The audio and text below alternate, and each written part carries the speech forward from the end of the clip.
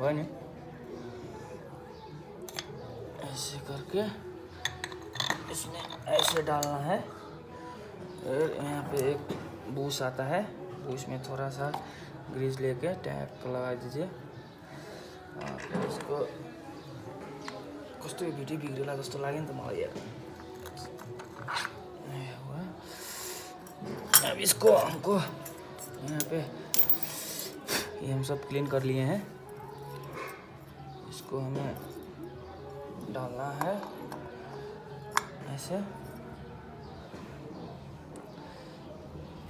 त्यसपछि इसको नट कहाँ गयो है।